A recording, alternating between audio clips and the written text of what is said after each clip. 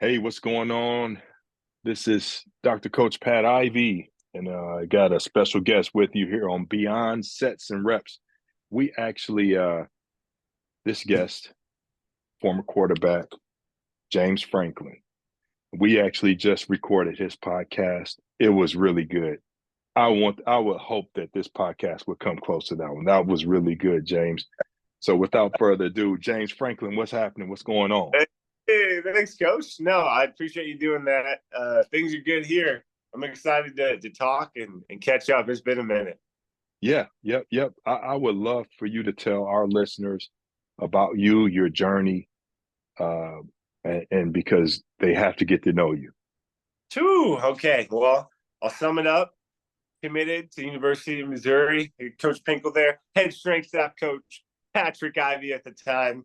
I went there from start to finish. I was there 4 years, and the most memorable and impactful thing to me there were the strength coaches, and that was led by yours truly, Coach Ivy.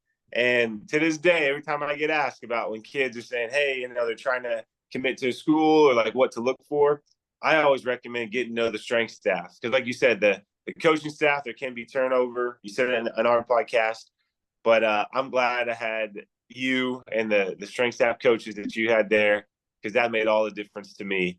So went there. I got to go through a lot of development. You were a huge help in that, just from a mental standpoint and positivity and helping me out. I went through probably my lowest low I'd ever been through, at Mizzou, and you were there to help me out with the training and the rehabilitation and the mental work and the where are you right here right now. So yeah, and then I played very blink of an eye. I was just in training camp with the Detroit Lions, and then I played 7 years in the CFL, and I've been doing entrepreneurship. And now I started business about. Well, I started a lot, all right, but this one it and D1 Fuel. That's what it's called, and we're all about youth athletes, clean supplements, education, and motivation to help them pursue their goals. And James, I don't know if you could put your earbuds back in, or if they were not connecting. That would Oh yeah, be, yeah, that would be great. So, but you're from Texas, right? yes sir. I am from Texas. Yeah. All right, is that better? Oh, yeah. That there you go. So you're from Okay, Texas, right? yes sir. Lake Dallas, Texas. Yeah. So you came to the University of Missouri. You were pretty developed from the type of person who you were, your character. I can't think of a player. I mean, there's a few. You got the Chase Daniels and the upper echelon where you were, who came in very focused, very mature, very driven. Like you were on this path, and it was really you help the person that you were. You really challenged coaches because you couldn't just coach you the way everyone else was coached. There was a certain standard in terms of character that we had to use with you. And actually, as a coach, we had to grow as coaches, as people to coach you. So speak to that. I, I, I don't know if people really understand what I'm asking you to answer. Yeah, no, sir. So I was really thankful and fortunate enough. God gave me two good parents, and they instilled a lot of good things in me. Work ethic. My dad, he was a All American athlete, javelin thrower, wrestler, football player. My mom was a junior Olympic swimmer. She swam at University of Wyoming, and so I get really good background. But they never really pressure me to do anything. It's say if I wanted it. They couldn't make me do it. I had to want it. So my parents did a good job of helping me as I was a kid to where I am today. It's like if you want something, well, you work for it. So I wanted to get better at my sports. My dad gave me a workout regimen to do that I had to do it to get better. He didn't make me do it, but he gave me something to aspire for. And then I grew up in a faith-based home, and so respect was always a really big thing. And when you say challenge some of the coaches, usually like we talked about it on my podcast, is that it's like they can make, break, or shape you. And so I never really responded well to the yelling, the screaming, the cussing, the just over the top, out of your mind. And a big part of that is because of the environment that I grew up at home. And so then when I got to Mizzou, that was one of my favorite stories. uh, we're we're there, we're in gun club, and it's 6 a.m. and gun club's meant to just break you mentally, physically. I mean, to see where you're at and if you can keep pushing. And so we're doing high knees. We're all hurting. And one of the coaches, he said, "All right, get your beeves on the line." And so everyone gets on the line except for me. And I'm just sitting there, high knees. And he's like, "Franklin," I said, "get your beef on the line." And I said, "Sorry, coach, I don't speak that language." And I could just see the veins coming through his forehead and out. And he said, "Franklin, please get your butt on the line." I was like, "Yes, sir, coach." And so one of the things that I was trying to do, or I didn't realize it, but I just always thought, it was this way. You get to the next level and everyone's coached differently. And for me, I didn't really respond well to that. And so how I approached it was to try and with a good attitude of like, this is how I would like to be coached. And without saying it directly, like, hey, this is how I need to be coached, I tried to do it in my actions. So I don't know if I do that today. I'd be pretty brave, but yes. So that kind of talks to what you were talking about as challenge you to grow as coaches, and hopefully it wasn't too much of a pain. No, it was great. I remember still over by the conversation you and I had over by the leg press machine, and or maybe it was the hack squat machine. Oh yeah. And you said, Coach, Coach, I just wanted. I can't remember. You may remember it better than me. I'm sure you do. Um, Maybe I should just let you tell it. Yeah, that's what I'll do. If you know the Okay. story. So there's two I'm thinking of. Are you talking about the impact that you had on me when I was there? Which one are you thinking It's about? not just that, but it was the language. It was like you said, Coach, you've really improved. You've really developed. And I Oh. was like, oh, thanks, James. Appreciate that. Thank you. Yeah, Appreciate yeah, the yes, sir. judgment there. Yeah. So I was really big on. So I came in developed from like a work ethic standpoint and being respectful, but from I want to say a faith based standpoint, I was pretty immature as far as I remember coming in, and some of the guys were talking about going out to a party. And they're like, "Oh, yo, Frank, you want to come?" I said, "Nope, I don't cuss, I don't drink, I don't smoke, I don't do anything sexual to marriage. No." And then I'd like leave the conversation. So it was really like harsh and gruff at first, but that was one thing that I pointed out was I observed these things. One thing I learned from my dad, uh everyone says he could talk to a wall. He's also very observant and he listens, and I kind of got that from him. And so I saw how you guys interacted, not just with me but with other players as well. And the thing that I really appreciated about you is that I never asked you not to cuss at me, but you started to learn that I didn't respond well to that, and I didn't like that. So I didn't ask any of the coaches not to cuss at me, or not just cuss, but yell and be aggressive and all this stuff. And it's like some guys, that's like you try to rise to the moment as a coach. That's what they need to get them to the next level. They need someone to be on their back and to be pushing them and like, come on, let's go, and calling them out on stuff.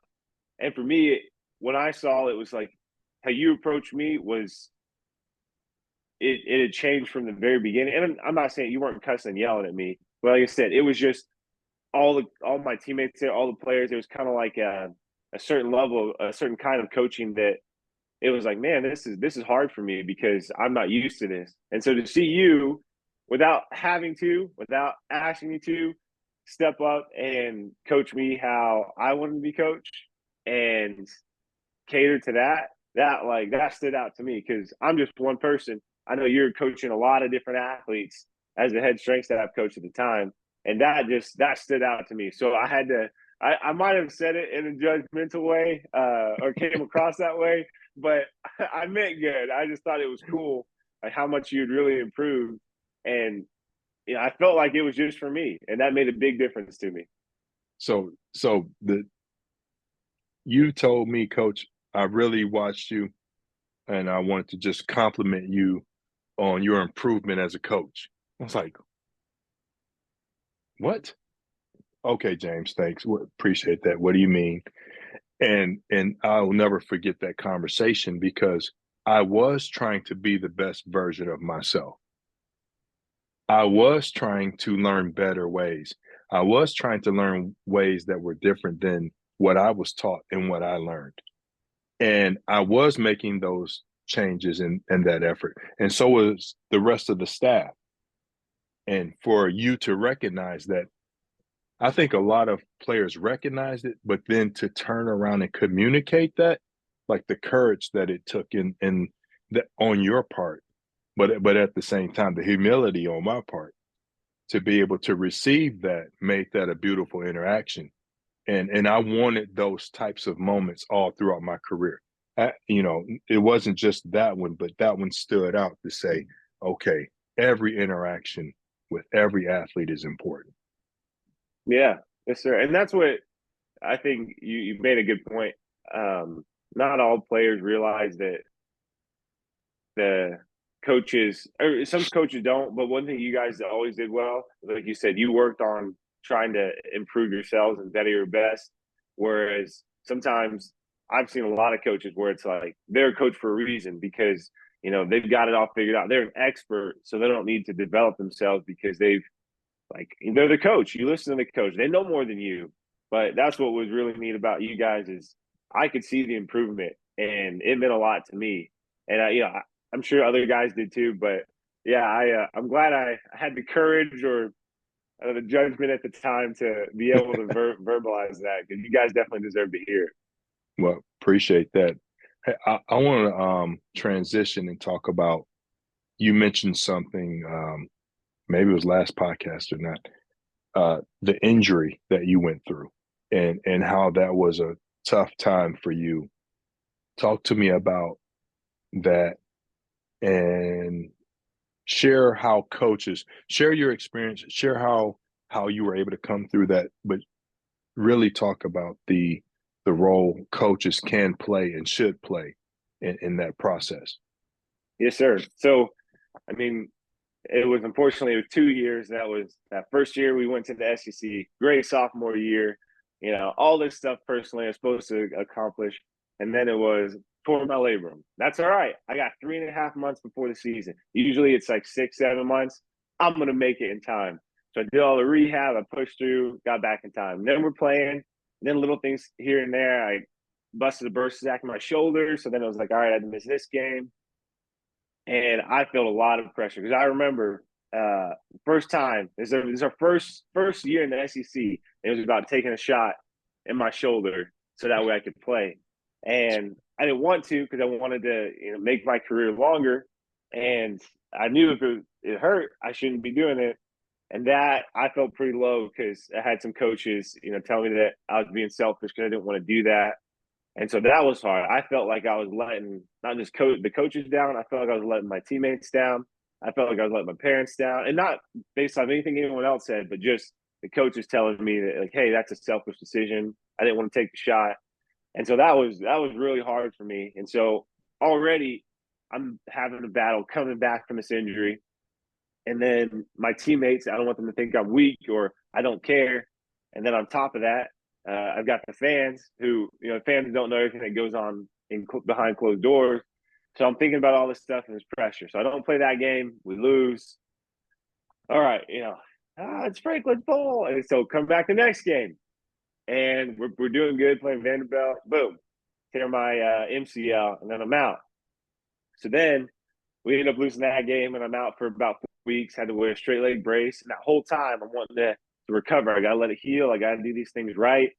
And it was a challenge because again, there's nothing I could do about it. I was hurt, but I mean, this is my year. I want to help my teammates out.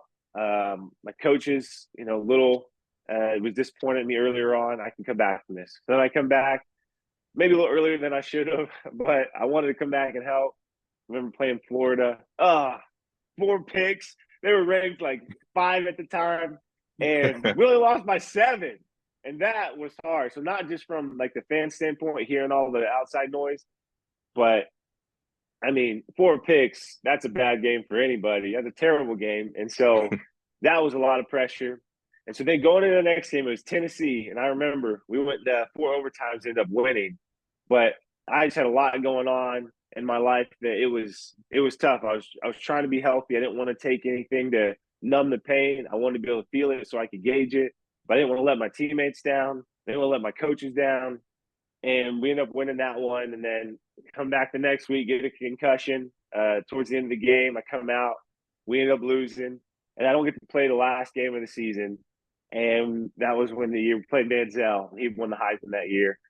And I just remember I had a coach bring me into his office and said he was kind of disappointed at the end of the season because I had a great sophomore year, and that junior year was not so great.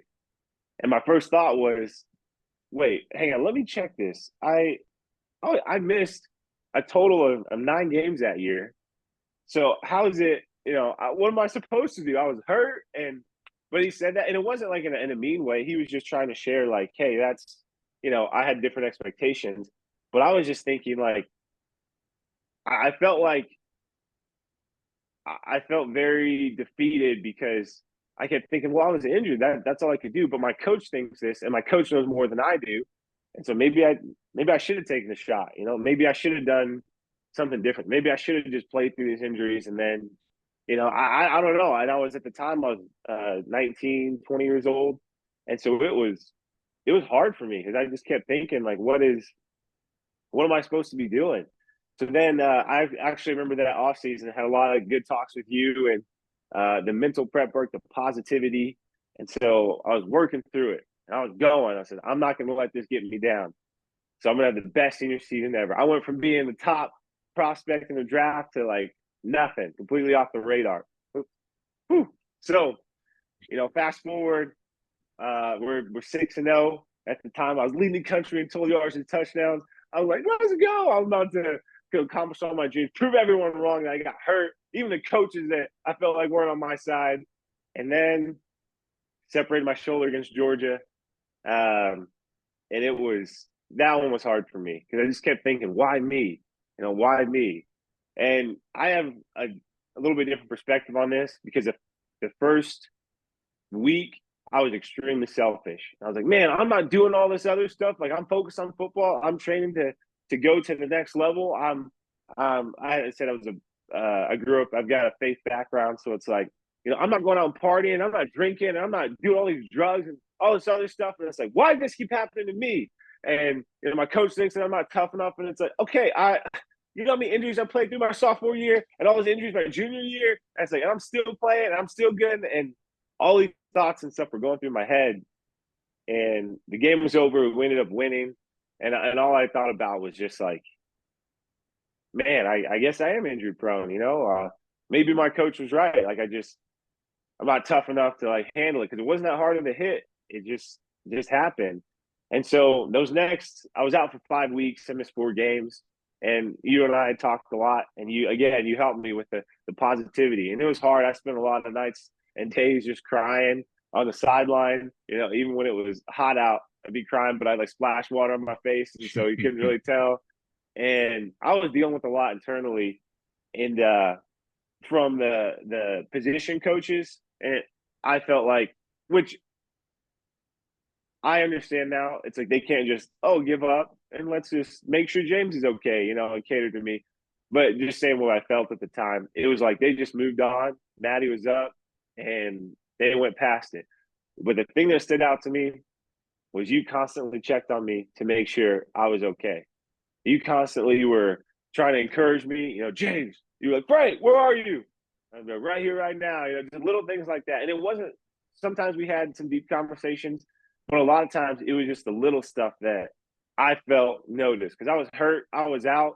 I was essentially not useless to the team, but on the field, I could still encourage the teammates. I could still, help them out, especially Maddie when he was the quarterback. I could help him out. But like I felt on the field at the time, I wasn't a huge rah-rah guy, so I felt helpless.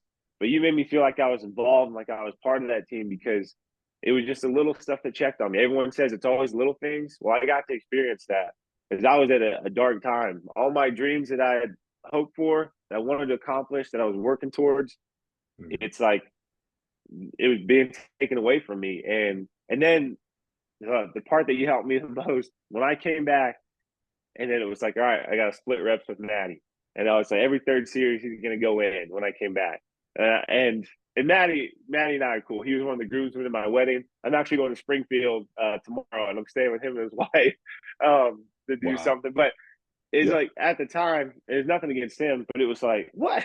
Look at the stats. When I was in, when he was in, I was like thinking all this stuff, and I'm like, did I not do enough to prove? Like, I was leading the country in total yards and touchdowns. My completion percentage was off the charts, and I got to split reps every third one, and I felt bitter.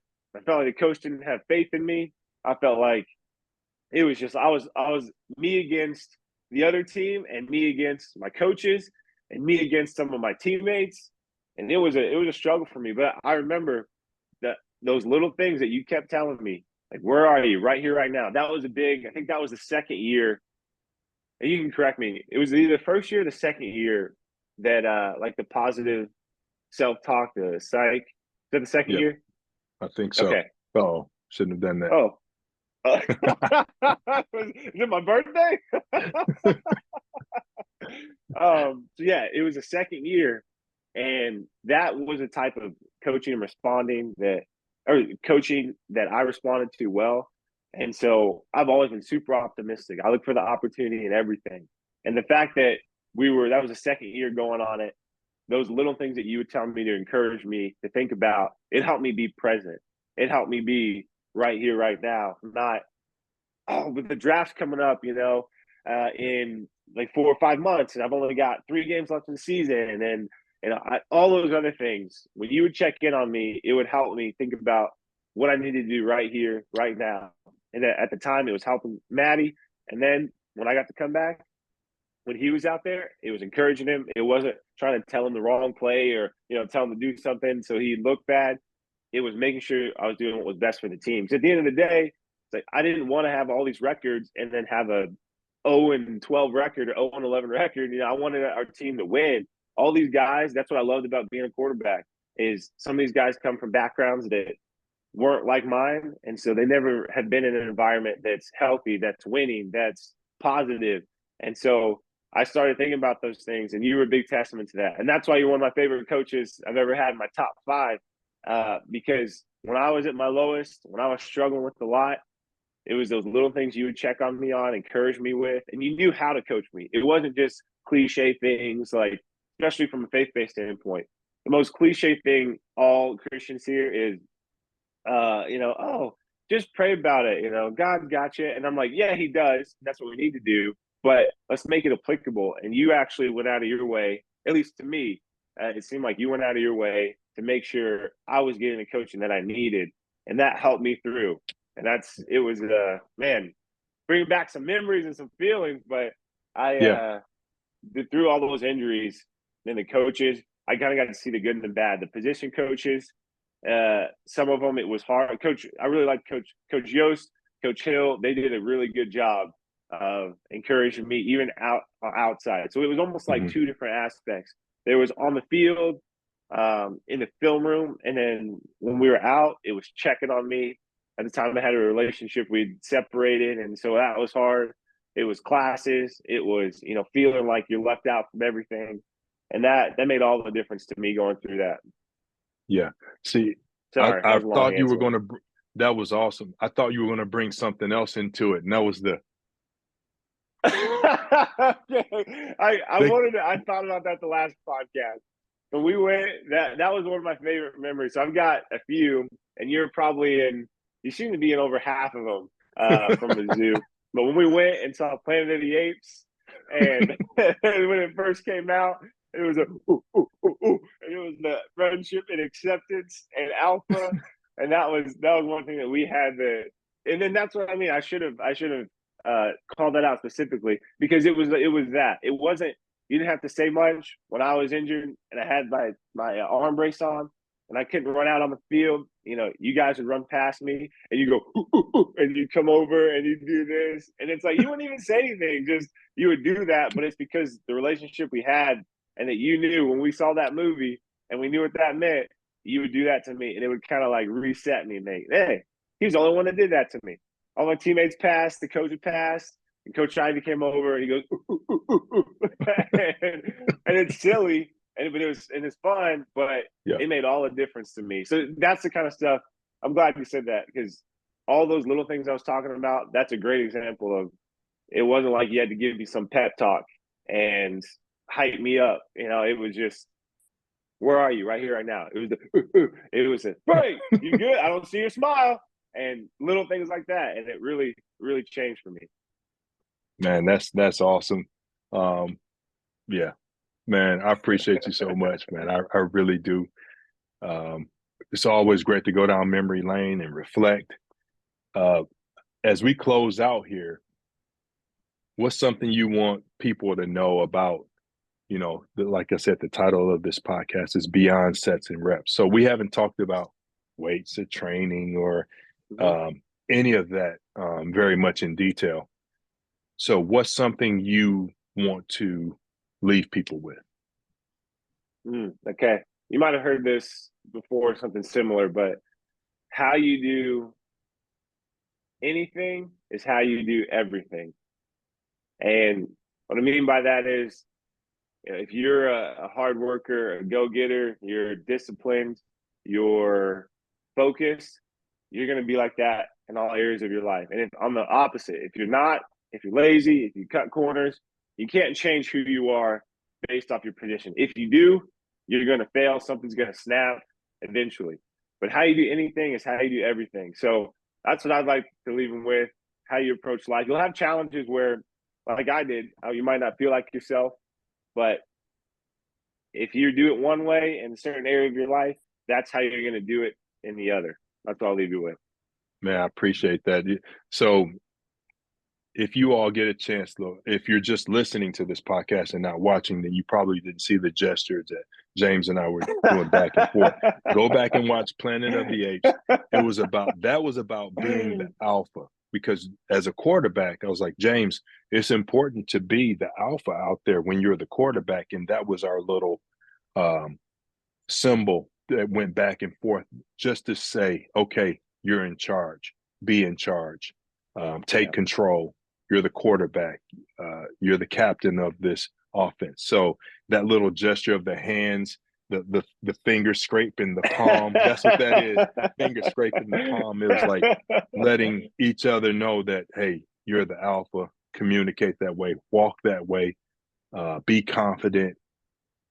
Be in charge. Lead us. So just appreciate the person you are, James, the leader you've always worked towards being, because it's a constant process. And just appreciate you always being there for people. So thank you. Yes, sir. No, thank you. And I know I said it a bunch, but you really did impact my life in a great way. And I mean, forever be in my memories and my experience there at Mizzou. So you ever need anything, I'm there, coach. Appreciate you. All right, man. You take care. Yes, sir. You too. That was good. Nice.